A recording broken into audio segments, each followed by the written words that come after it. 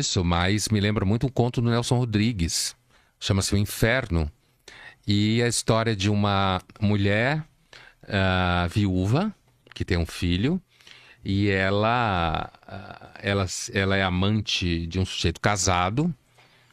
Eu vou fazer uma versão curta.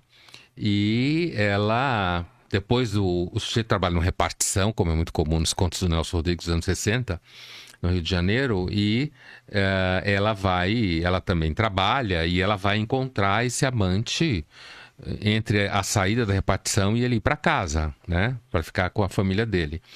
E um belo dia ela se diverte muito e ela não vai buscar o filho na escola e ela fica sabendo que o filho machucou o dedo do pé, uma coisa assim, e foi parar no pronto-socorro, a vizinha levou, e aí ela fica morrendo de culpa, né? Porque o menino tinha machucado o dedo e ela estava transando com um cara casado e tal.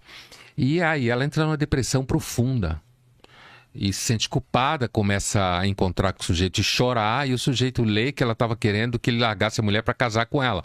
E ele fala, olha, eu já disse a você que eu nunca ia casar com você, não quer largar minha mulher, então desista.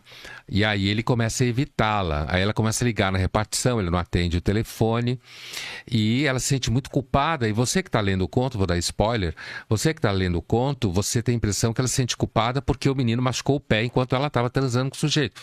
Só que a culpa dela é pior que isso, porque a culpa dela é de que ela nunca teve tanto prazer com o pai do moleque, seu marido falecido, como ela tinha com esse amante. Mas aí você não dizia que todas as grandes qualidades que uma mulher ama no amante, ela detesta no seu marido.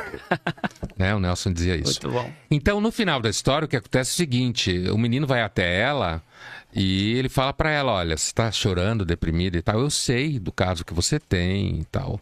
Você não precisa ficar desse jeito, não precisa ter essa vergonha toda. É evidente que ele não sabia da história do gozar. E o menino vira para a mãe e pergunta, pode-se negar o desejo a uma pessoa que vai morrer? A mãe diz, claro que não. Aí ele vai até a repartição, espera o sujeito sair.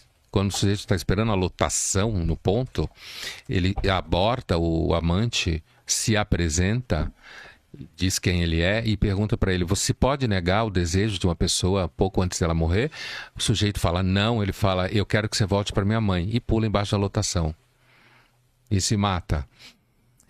Ele volta para a amante e eles ficam obrigados a permanecer amantes mesmo depois que o desejo já acabou. E o Nelson chama isso de o inferno do desejo. Excelente. Certo?